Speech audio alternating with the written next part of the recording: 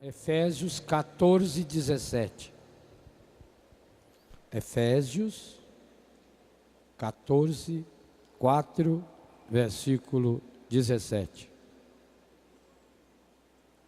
Portanto, eis o que digo e conjuro no Senhor: não persistais em viver como os pagãos, que andam à mercê de suas ideias frívolas. Têm o entendimento obscurecido, sua ignorância e o endurecimento de seu coração mantém-nos afastados da vida de Deus. Indolentes, entregaram-se à dissolução, à prática apaixonada de toda espécie de impureza. Vós, porém, não foi para isso que vos tornastes discípulos de Cristo, se é que o ouvistes e dele aprendestes, como convém a verdade em Jesus. Renunciai à vida passada, despojai-vos do homem velho, corrompido pelas concupiscências enganadoras. Renovai sem cessar o sentimento da vossa alma e revesti-vos do homem novo, criado à imagem de Deus, em verdadeira justiça e santidade. Por isso, renunciai à mentira, fale cada um a seu próximo a verdade, pois somos membros uns dos outros. Palavra do Senhor.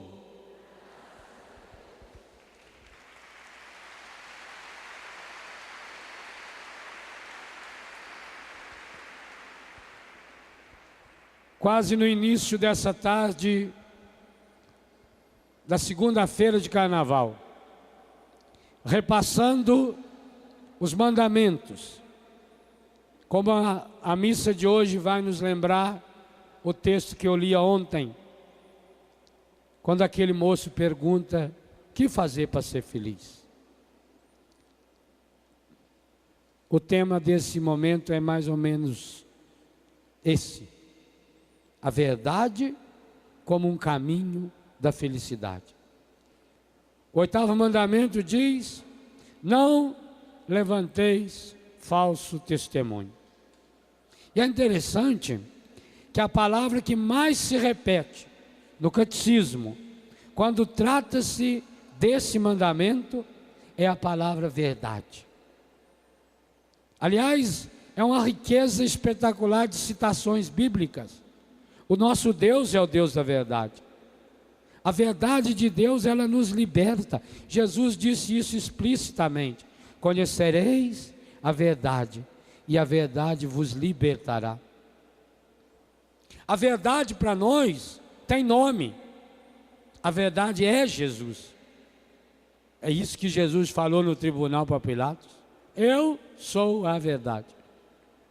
É isso que Jesus falou para os discípulos no capítulo 14, versículo 6 de São João: eu sou o caminho, a verdade e a vida.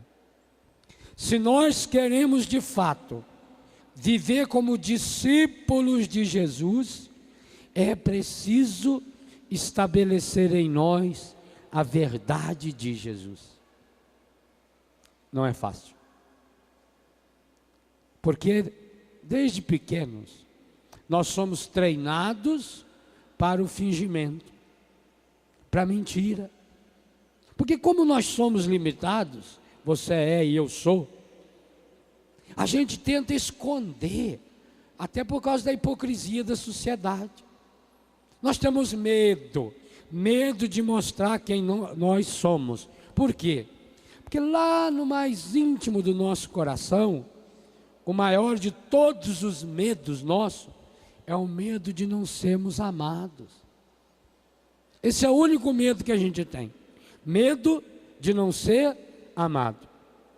E aí, para a gente ser amado, porque infelizmente as pessoas amam, entre aspas, porque não é amar, a imagem que tem de nós, nós passamos a vida preocupados com essa imagem. Aqui relaciona-se o sacramento da reconciliação. Quantos de nós nunca tivemos a coragem de confessar um pecado? Um pecado que talvez nem era pecado. As bobagens que ensinaram a gente a fazer, principalmente nessa área da sexualidade, da afetividade. Guardamos, por medo. Por que a gente não queria que a mãe soubesse, o pai soubesse, que a gente tirou nota baixa? Só porque o pai e a mãe iam bater na gente? Não. Mas o medo de ser comparado. E quantas vezes nossos pais compararam? Olha, fulano melhor do que você. Seu irmão, quando tinha essa idade, ele só tirava 10. Mentira, ninguém só tira 10. A gente se compara. O medo de não ser amado vai fazendo a gente criar máscaras. Porque eu preciso me apresentar conforme criou as expectativas. Desde as coisas simples. É o cabelo da gente que a gente olha no espelho para ver se está arrumadinho. É a roupa que a gente dá uma ajeitada, porque a gente quer aparecer aos olhos dos outros. E o triste é que isso nós vamos jogando também para o espírito. Aí começa com a mentirinha. Aliás, eu digo aos meus filhos lá de Betânia: quem conseguir libertar-se da mentira, esse estará livre de toda e qualquer droga. Tenta achar um pecado que não esteja braço dado com a mentira. Adultério, mentira.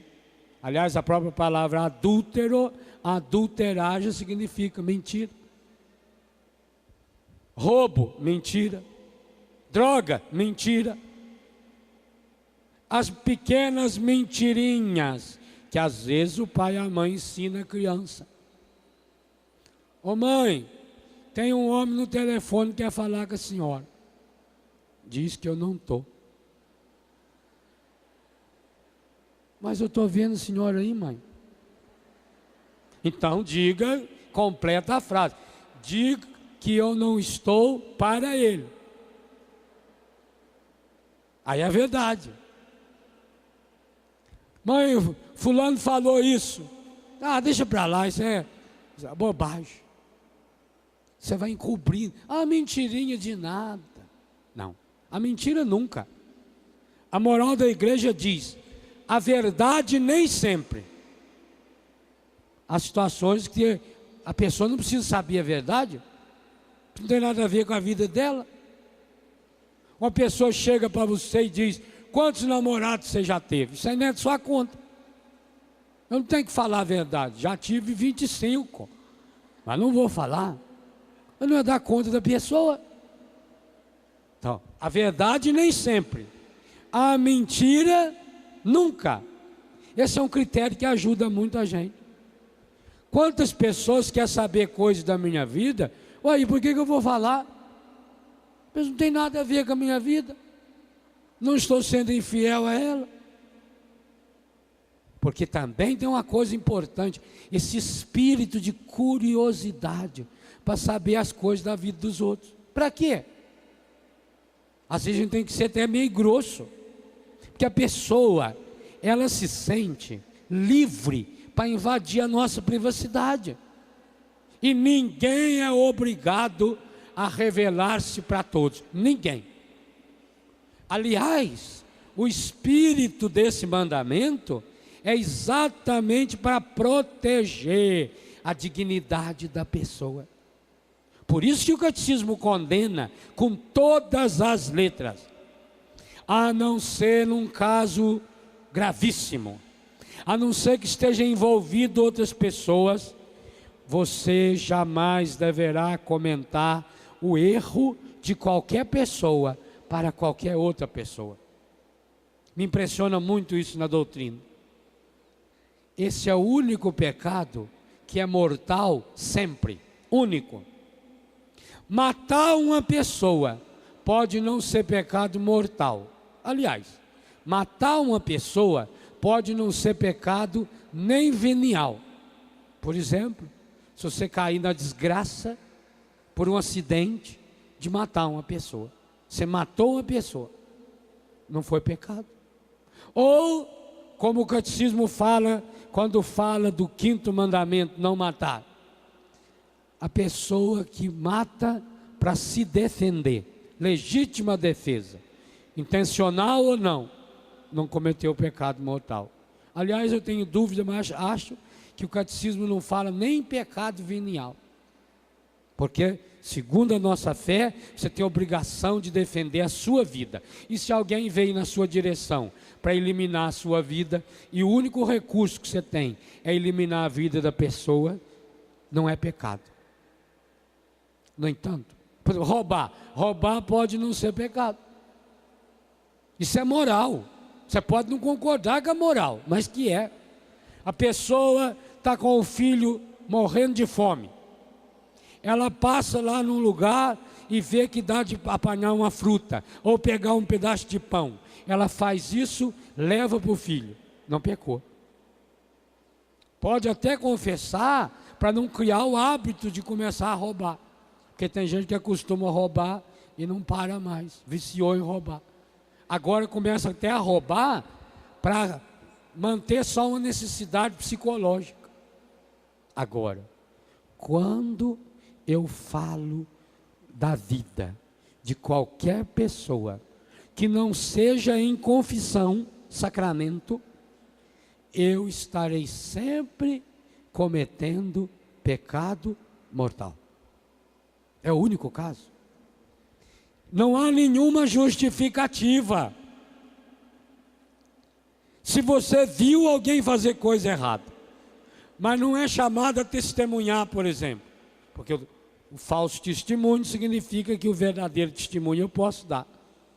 Se você não foi chamado a dar testemunho, mas pura e simplesmente comenta, você está em pecado mortal. O catecismo tem um segredo que me ajuda muito, e eu acho que pode ajudar você também. O critério de Jesus. Significa, quando eu estou decepcionado, triste, com uma palavra, um ato de alguém, eu preciso dar a essa pessoa o benefício da dúvida. Porque a gente não sabe o que está se passando no coração da pessoa. A gente não sabe por que a pessoa reagiu daquele jeito. Por que será que com muita facilidade, principalmente quando está relacionado com a gente, com tanta facilidade, a gente já julga uma pessoa. A gente condena a pessoa. E muitas vezes condena e julga ao mesmo tempo. E depois a gente olha para a pessoa e não vê o benefício da dúvida. Oh meu Deus, o que será que está passando com essa pessoa? Por quê? Porque nós ficamos na autodefesa. A autodefesa está relacionada à hipocrisia. E diga-se de passagem, por que será que esse foi o grande pecado condenado por Jesus? Eu escrevi um dos meus livros, o livro inteiro é sobre esse tema, chamado Corações Curados.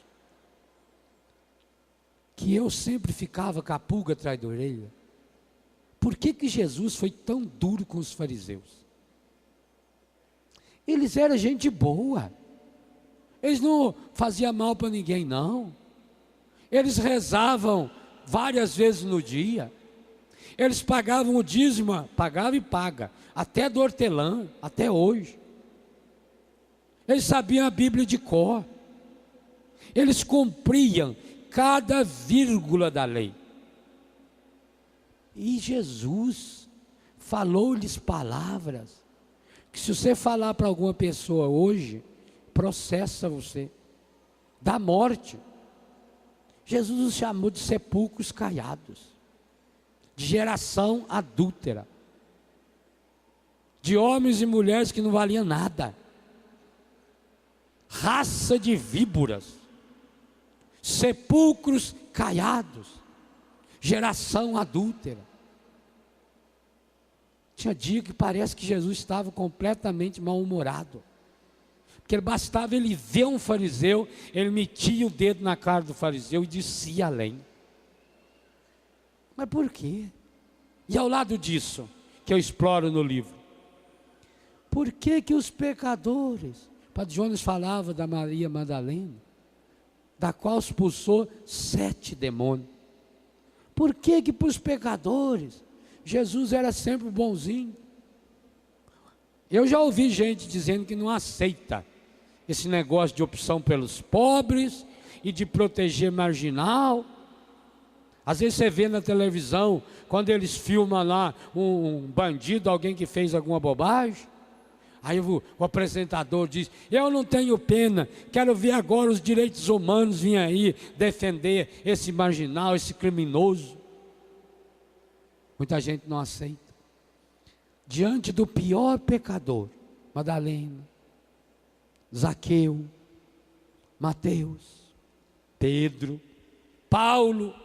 Paulo era um assassino, gente. Um homem de um temperamento horroroso. Diante desses pecadores, qual é a atitude de Jesus? Madalena. A atitude de Jesus com Maria de Magdala é uma coisa que emociona. A gente chora lendo o carinho de Jesus. Outra, a paciência de Jesus com os pecadores, que nós mais precisamos aprender. Maria de Betânia, uma prostituída de leprosos, aquela que muitos confundiram e confundem ainda com a Maria Madalena. Mas Maria Madalena é da Galileia, Maria de Betânia é da Judéia. São 2 regiões longe, diferentes. Maria de Betânia prostituía-se em Betânia com os leprosos, uma prostituição medonha. Ganhava muito dinheiro por isso, porque era uma mulher que servia os leprosos. E nós sabemos que Jesus se hospedava na casa dela. Vocês imaginam quantas e quantas vezes Jesus e os apóstolos dormindo em Betânia, dormindo pelo chão, porque a casa deles era pobre, a casa de Lázaro, e a Maria de Betânia não chega 1h, 2 da madrugada, fedendo o perfume da prostituição, porque elas trabalhar com leproso, ela tinha que usar muito perfume, e segundo o Evangelho, perfume de altíssima qualidade. Nós sabemos que Jesus levantava de madrugada para rezar.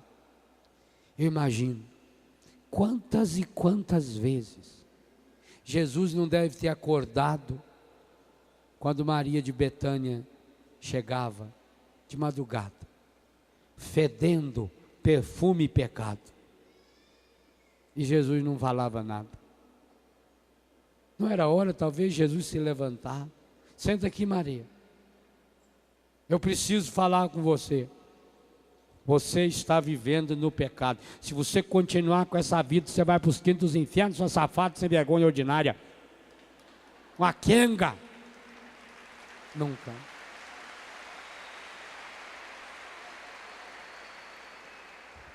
Ah, mas quem está errado você tem que corrigir. Que jeito? Jesus ensina que o jeito mais espetacular de corrigir é não condenando a pessoa. Maria de Betânia chegava, passava. Jesus deve ter sentido muita dor no coração e rezado ao Pai. Por que ele saía de madrugada e ia rezar? Rezar para isso. Até Jesus, isso é uma coisa que daria de fazer uma meditação bonita. Até Jesus intercedia pelos seus discípulos. O ministério de intercessão é um dos mais espetaculares e principalmente que pai e mãe podem fazer pelo seu filho. Pois Jesus subiu a montanha e ia rezar, pedindo pelos seus discípulos. Ele disse para Pedro: Eu rezei, porque Satanás queria peneirar você. Eu intercedi por você. Quantas vezes Jesus deve ter intercedido por Maria de Betânia? Ô Pai, ajude Maria a sair dessa. Ajude Maria a sair da prostituição, Pai. Mas Maria não saía da prostituição. Aliás, João 12, o jantar em Betânia, texto que nós rezamos todo ano, na segunda-feira santa, conta-nos que somente 6 dias antes da Páscoa é que Maria se converteu. Já tinha ressuscitado Lázaro, ela já tinha sentado-se aos pés do mestre, mas não converteu-se. Só 6 dias depois. Talvez ela até estava no processo. Eu acredito nisso. Quando Lucas 10 conta que Maria de Betânia estava lá prestando atenção na palavra de Jesus, com certeza o seu coração abrasou. Com certeza ouvindo Jesus. Inclusive quando Jesus elogia Marta, ele elogia Maria diante de Marta, ele elogia exatamente isso, dizendo: Maria escolheu a melhor parte, aquela que não lhe será tirada. Significa que todas as outras serão tiradas, também na minha e na sua vida. Maria já estava num processo, mas a conversão de Maria, cronologicamente falando, é um dos poucos casos que a Bíblia nos dá a data. Segunda-feira, 6 dias antes da Páscoa. Maria de Betânia chega em casa à noite, na janta. Quem sabe foi se preparar para sair, para trabalhar mais uma noite. E quando ela vai pegar o seu perfume, para se perfumar e levar o vidrinho de perfume, para atrair os seus clientes, a casa estava vazia. E ela olha do lado, a casa grande que morava Marta, seu marido Simão, o leproso, fariseu, homem rico. E ela escuta que lá naquela casa está tendo um jantar. Ela não tem dúvida. Ela pega o perfume inteiro, dá a volta, entra pela cozinha da casa e se coloca aos pés de Jesus. E aí começa o processo de conversão.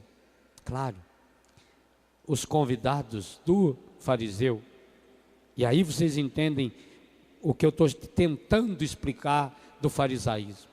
Os convidados do fariseu e o próprio fariseu que convidou, já começou a julgá-lo. E a julgar Jesus. Olha que coisa impressionante. Eles não julgaram só a Maria, eles estavam julgando Jesus. O Simão então, safado, ordinário, homem cheio de pecado, devia estar feliz da vida, porque Jesus estava na casa dele. Olhe bem, como é que a gente deixa passar a graça? Simão é uma anta que deixou passar a graça.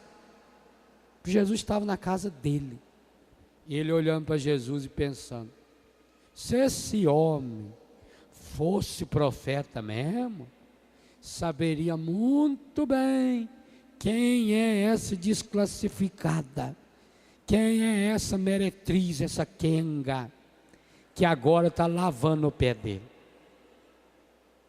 E Jesus, que olha para a pessoa e vê, porque basta você olhar com o jeito que Jesus olhava, que você também vai descobrir. Ô Simão, deixa de ser besta, Simão. Simão, olha o texto aqui que nós acabamos de ler de Efésios. Você já está com o coração endurecido, rapaz. Você viu isso? É como se dissesse: olha para você, Simão. Você não vale merda nenhuma, eu estou aqui na sua casa. Não sei se Jesus falou merda. Mas deve ter pensado. Claro. Se ele pensou, ele fazia igual o Padre Jonas. Ó, você me desculpa. Você não vale nada, Simão. Eu estou aqui na sua casa, sua besta. Está aqui inteiro eu. É hora de você fazer o mesmo. Mas essa é a tática do demônio. Enquanto a gente fica olhando os erros, os defeitos dos outros, a gente tenta encobrir o da gente. Só que não encobre, aumenta, piora. E Jesus acolheu e mostrou como Maria de Betânia era melhor do que Simão. Aliás, o nome de Simão já disse, é a pessoa fragilizada. Simão já significa isso, fragilizado, uma areia movediça. Maria, a mãe. Cada vez que Jesus falava, e o Padre Jonas falou isso hoje de manhã, a entonação que Jesus dava ao nome Maria é espetacular. O outro é Simão, nome igual ao de Pedro, também fraco, mas que teve a coragem de se transformar em Pedro. Simão, o leproso. Jesus não deveria nem ir na casa dele, porque ele era leproso, além de ser fariseu. Mas quando nós ficamos olhando para os defeitos dos outros, é isso que acontece conosco. A gente não olha os da gente. Aqui Jesus está do meu lado. Eu tenho a grande chance de falar: Senhor, eu sou um pecador, tenha misericórdia de mim, Senhor. Eu não valho nada, Senhor. Eu venho a vida inteira tentando esconder os meus problemas. Mas esse é o grande pecado do fariseu. Além de não se arrepender, ele fica olhando os erros dos outros. Ô meu irmão, seja honesto com você. Aqui ninguém está filmando a sua cabeça. Você pode pensar livremente. Não é essa a sua maior dificuldade? Pensar mal dos outros, julgar as pessoas. Quantos amigos que você não tem mais? Separou, brigou. Por quê? Porque não aceitou a atitude da pessoa. Padre, eu era muito amigo dele, eu era muito amiga dela, padre. Padre, eu tirava da minha boca para dar para ele. Fiz o possível e impossível, padre. Aí aconteceu um dia, ela falou de mim, ele falou de mim. Ah, me perdoa, padre. Deus quer que a gente seja bom, mas a gente não pode ser bobo também. Eu não consegui mais. Rompi a amizade. Falar a verdade para o senhor, eu até mudei de igreja. Eu não vou mais lá naquela paróquia, porque foi o padre que me ofendeu. É uma mulher, padre, é uma mulher que não vale nada. Ela é ministra da Eucaristia. Eu não posso nem ver, padre, porque aquilo me irrita. Quando eu vejo ela com aquele jalequinho subindo para o altar, ah, meu Deus, eu sei que essa velha não vale nada. Me decepcionei. Aí eu mudei de comunidade. Agora sim. Agora eu conheci uma turma joia, umas pessoas bacanas, gente santa, gente que não despreza a gente. Até quando? Até se decepcionar com ela de novo. E vai se decepcionar. E o que você não sabe, talvez, é que aquela pessoa está dando graças a Deus. Louvado seja o Senhor. Tem pessoa chata demais. Tem gente que tem o dom de ser chato. Normalmente quem julga o outro é assim. Porque aí precisa espalhar os erros do outro para ver se todo mundo me dá razão. Olha o esquema que o demônio faz. Por que nós não podemos levantar falso testemunho? Porque na hora que você vai justificar, você sempre exagera, sempre aumenta, vai ampliando, e você passa a viver na mentira. Oh, meu Deus do céu! Quem gosta de mim, que gosta de mim, com as minhas qualidades, e eu tenho muitas, você também. Se fosse para botar numa balança, 99% do seu peso é qualidade. Não tenha dúvida disso. E tem uns aí que estão dando risada de alegria, né? Bem pesado. Mas, eu já estou com quase 100 quilos de qualidade. Não tenha dúvida. O criminoso mais hediondo desse mundo, 99%, no mínimo, é coisa boa. Ou eu acredito nisso, ou eu não acredito que Deus tenha criado você. O demônio não cria nada, nada, nada, nada, nada. A obra mais imperfeita, o demônio não pode criar. Eu já tinha feito um estudo aqui, eu já contei também na televisão. Eu tinha uma leve desconfiança de que o pernilongo foi criado pelo demônio. Durante muitos anos eu fiz um estudo sobre esse tema. Porque é um bicho mais medonho da face da terra. Ele não tem utilidade nenhuma, a não ser picar a gente. De noite, na hora que você vai deitar, descansar. E ele é tão medonho, que além de sugar a gente, ele avisa que está sugando. Mas é ruim, um bicho que não vale nada. Vai zzz, na orelha da pessoa, aí você dá um tapa, pega na orelha. Aí você acende a luz, acha o bicho? Você olha de dia assim, o seu quarto não tem lugar nenhum, teto tudo branquinho, não tem um pernilongo, deita para dormir. Zzz. Aí se acende a luz, pega a toalha, você quer ter um prazer imenso em me esgaiar. E quando me esgaia, sai aquele tanto de sangue. Você fala, é meu, filho da mãe. Sugador de sangue.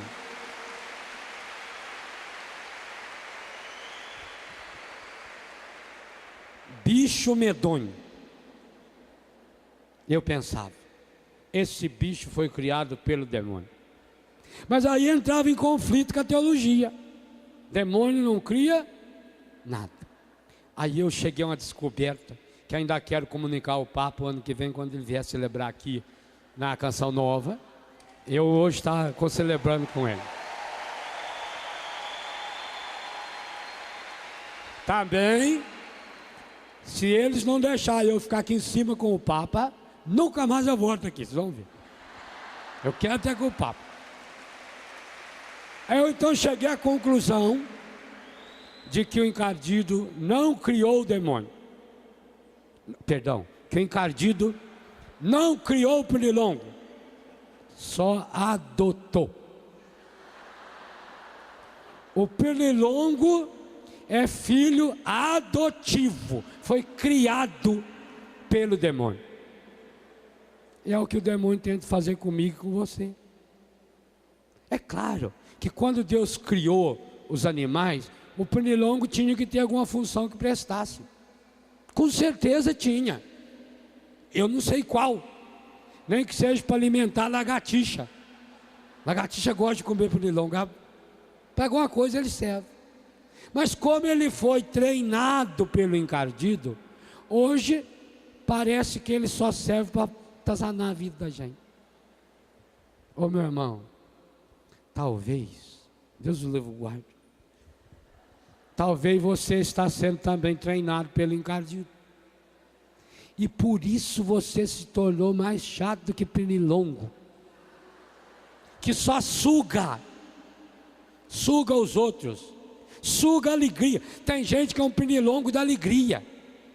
Chega numa pessoa, como é que você está? Eu estou bom. Aí a pessoa começa a sugar a alegria da pessoa. Tem gente que suga a paz. Aonde chega, fica um rastro, a marca do sangue. Suga a paz, suga a alegria, suga o entusiasmo, suga a fé. É gente que chupa, porque quer para si. Acontece que não tem a capacidade de reter. Imagina, um pernilongo que chegasse aqui no meu braço e sugasse o sangue, com algumas gotas do meu sangue, ele estaria alimentado. Mas acontece que a pessoa, pernilongo, que entra nesse caminho, que entra na falsidade, ela nunca está saciada, nunca. Ela quer sempre mais. Nós vamos falar sobre isso amanhã, da cobiça. mais, mais, mais, mais, mais. Nunca está satisfeita, nunca preenche os seus vazios. É o que vai acontecendo conosco. Quando a gente entra nesse caminho da falsidade, quando a gente entra no caminho da mentira, você não consegue mais se recuperar. Eu dizia, um jovem que usa droga, o que sustenta a droga dele é a mentira. Inclusive ele sabe disso. Eles falam, quando a pessoa diz alguma coisa que ele já desconfia, fala, isso aí é 171. 171 é o Código Civil brasileiro lá, aonde mostra a pessoa que, bom de conversa. A pessoa que sabe enrolar os outros. Sabe não, pensa que enrola. A pessoa que ele vai se tornando especialista. Gente, a mentira é um pecado tão grave, tão medonho. Por isso está aí nos mandamentos. Porque a pessoa com o tempo passa a acreditar na mentira. Passa. Eu tive um caso, quando eu entrei no seminário, de um rapaz, e a gente tinha muita pena dele. Esse rapaz teve uma enfermidade na bexiga, não sei aonde. Teve que fazer uma cirurgia delicada, séria. Era um bom rapaz. E depois, durante muito tempo, para fazer xixi, ele tinha que introduzir uma sonda na uretra. Dizia que toda vez tinha que fazer isso. Então o padre ficou muito preocupado com ele, que é uma situação delicada. O que o padre fez? Mandou fazer um quarto especial para ele, com banheiro. Naquela época nos quartos não tinha banheiro dentro, no seminário. Então, fez um quarto com banheiro, tudo arrumadinho para ele, para que ele pudesse ter privacidade. Óbvio, levantar de manhã, nós dormimos no dormitório, aquele tanto de homem. Estou lá no banheiro fazendo essa introdução dessa sonda. Imagina a dor, o incômodo, a vergonha. O padre fez. Aí ele falou que o médico disse que ele deveria tomar diurético. E que um bom diurético era cerveja. Pois o padre, e é verdade, cerveja para quem não tem problema, é diurético e é. Basta você ver a pessoa, vai estar tomando cerveja, o tanto que ela levanta para ir no banheiro, né? Então é um deles, mas não é o melhor não. É diurético. Aí o padre, muito bondoso, muito santo, comprou uma geladeirazinha, pôs no quarto dele e comprava uma caixa de cerveja em lata, não em exagero, mas deixava lá para ele tomar uma por dia. Então, o cuidado que o padre tinha com ele. Aí, fomos para outro seminário. Quando chegava a hora de jogar bola, esse rapaz era o que mais jogava. Corria desesperado no campo. Quando chegava na hora do serviço, ele punha a mão assim. Aquela cara de doente. Minha urina está presa, preciso tomar um pouco de cerveja. E a gente falava, doença boa, né? A gente tinha vontade de ter aquela doença, só para tomar cerveja, que calor medonho. Um dia o padre chegou para mim, por isso que não me esqueci, e falou, Léo, você tem problema para trabalhar na roça? Eu falei, para trabalhar todo mundo tem problema. Ninguém gosta da enxada. Quer dizer, a enxada não é problema. O problema é o cabo da enxada. Eu, não, mas graças a Deus não tem não. Mas você não joga bola. Eu falei, eu jogar bola? Só se eu ser a bola. Eu não presto para nada. Se tiver a bola aqui, mandar eu chutar aqui, vai lá nos seis lá. Assim. Certa a cabeça da Luzia lá. Eu tenho um senso de direção, que é uma coisa medonha. Uma vez eu fiz um gol no Padre Zezinho, só que eu era da defesa. Ele no gol jogou a bola para mim.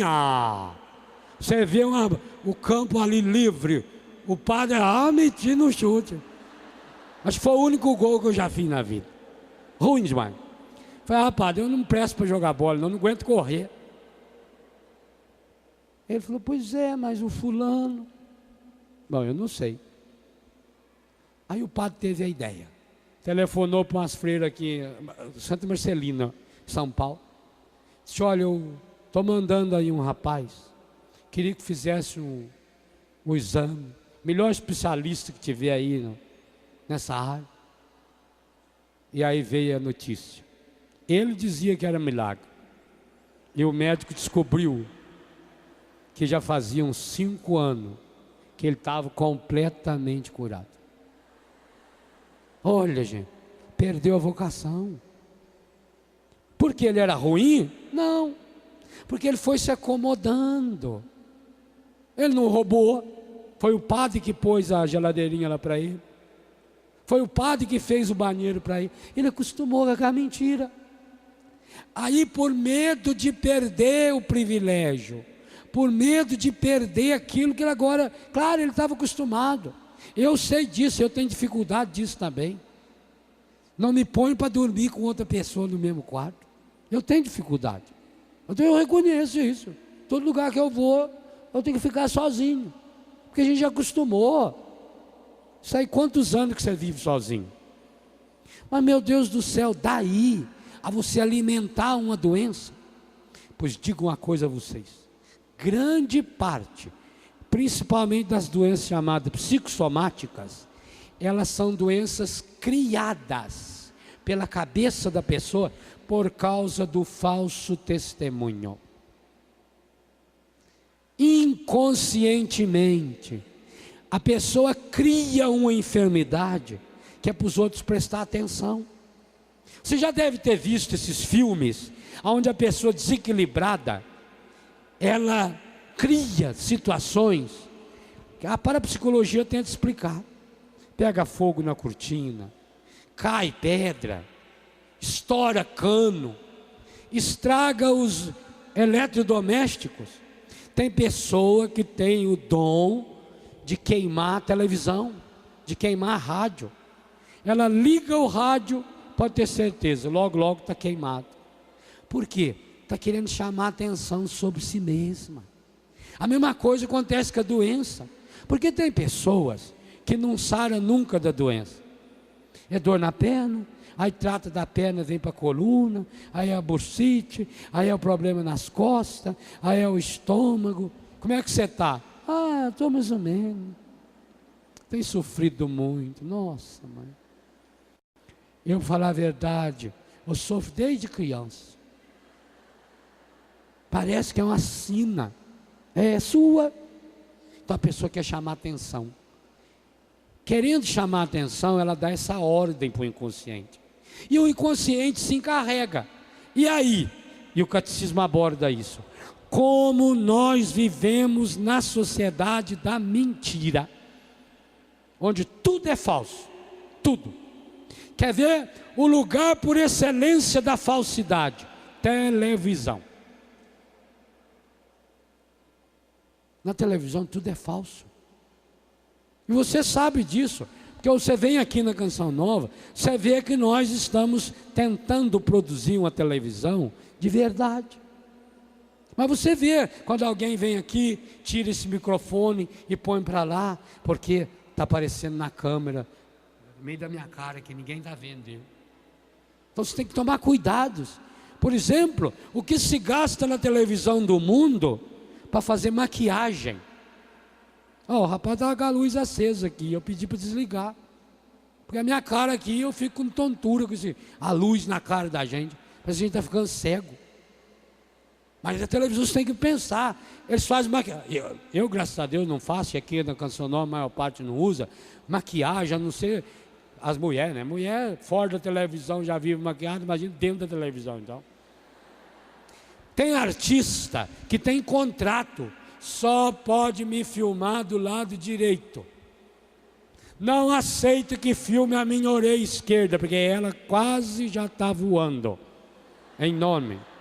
Por isso que quando você vê no aeroporto, na rua, um artista, você olha e fala, nossa, diferente. Parecia mais gordo, é magro.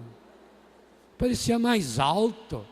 Eu imaginava que o senhor era grandão. Ah, meu filho, eles filmam de baixo, aí você fica enorme, né? Fica aparente. E outra, a gente tem que preocupar com a roupa. Usa uma roupa de lista assim para você ver, você fica que é um sapo, é um chimbotão. Então, essa preocupação, não porque você tem vaidade, não, para mostrar uma imagem boa. Como o mundo é especialista na falsidade, na mentira, a gente acaba alimentando-se da falsidade. Eu digo uma coisa a você, e você deve ter percebido, como nós precisamos combater. Por isso está escrito aí, por isso, renunciai à vida passada. Por isso, renunciai à mentira. Não é para isso que você se tornou discípulo de Jesus. Ah, que maravilha! Se cada um de nós, nesse acampamento, no carnaval, você já viu como o carnaval é a festa da falsidade?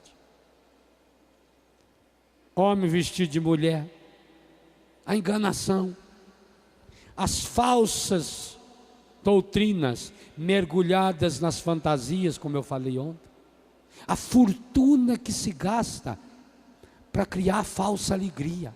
O falso testemunho tem a ver com a falsa alegria, a alegria da bebida, a alegria da droga. Meus irmãos, quantos milhares de pessoas vão se tornar viciadas nesse carnaval? Eu hoje tenho, não sei, talvez o dobro de pedido para acolher na minha casa do que eu tenho capacidade de acolher. Ah, como seria bom se eu tivesse dinheiro para ampliar as casas, para fazer novas casas. Qual é a causa dessa droga? É essa festa. Começa com a bebida. Aliás, eu penso que nós precisamos criar isso que o Padre Jonas criou há 20 e tantos anos atrás. O Eugênio era magrelinha ainda lá em Cruzeiro, já cantava bem, mas não tinha essa ressonância magnética que ele tem hoje na voz, né? Quando o padre começou, ali tinha uma grande inspiração, e eu penso que nós precisamos multiplicar essa inspiração, porque há momentos do calendário em que são momentos especiais que o demônio usa para afundar as pessoas. Carnaval. Essa é uma época, pois eu não falei ontem que o governo distribuiu 25 milhões de preservativos nos aeroportos. Tem um diácono que vem nos visitar, ele é de Israel. Quando ele chegou no Brasil, a primeira coisa que entregaram a ele no aeroporto, dando as boas-vindas, é um punhado de camisinha. Ele falou ontem para nós. Pensa a vergonha. Quando a gente chega no país dele, em Israel, a primeira coisa que eles nos dão é uma flor, para dizer, seja bem-vindo à Terra Santa. Aí ele vem visitar o Brasil. Maior país católico do mundo, o que ele recebe? Um pacotinho de camisinha. Pensa. Então, carnaval é uma época forte de fingimento, de mentira, de sexo, de droga. Mas não é só carnaval, não. Uma festa, por exemplo, que está contaminando muita gente, o Natal, nascimento de Jesus, ressurreição de Jesus, que o carnaval começa a preparar, Páscoa, Natal, esses feriados, e a maior parte deles são feriados religiosos, que se prolongam. Corpus Christi,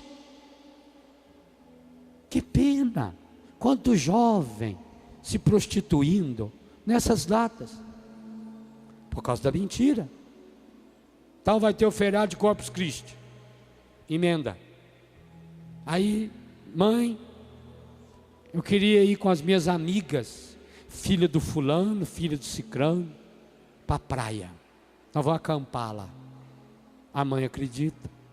A menina vai se acampar lá na praia, lá no camping. Mas as amigas foram também, só que ficaram em outra barraca. E ela ali ficou com o namorado. Ou nem namorado, amante. Volta. Como é que foi, minha filha? Ah, tudo bem. Uma maravilha. A gente se divertiu muito. E aí vem a doença. Aí vem o arrependimento. Aí vem o aborto. Aí vem a perda da dignidade da pessoa. Vai fazer o quê? Meus irmãos, qualquer um de nós podemos ter todas essas enfermidades e consequências muito piores, de longos anos, sabemos lá por quê. Mas quando a pessoa fica se julgando e se condenando, é isso que acontece. Então essas festas precisam, e eu digo a vocês, um dia esse rincão vai estar cheio, em todos esses acampamentos, porque há no coração do povo, olha aí, a fome de Deus. Há essa fome, há esse desejo. Nossos jovens querem Deus. Me contaram que anteontem, ontem à noite, que foi uma beleza, uma maravilha, os jovens dançando, aqui no show, lá em cima, logo no final da missa ontem. O jovem quer se divertir, e deve se divertir, e tem que deixar o jovem se divertir, mas de um jeito santo, sem as meninas precisar ficar com a bunda de fora, sem esse convite à prostituição. Tá. E com uma diferença: aquela moça do acampamento na praia, ela volta para casa com a mentira, tendo que enrolar a família, peso de consciência. Como é que ela volta? Triste, desanimada. E você? Também vocês que montaram barracas aqui, como é que voltarão para casa? Cansado.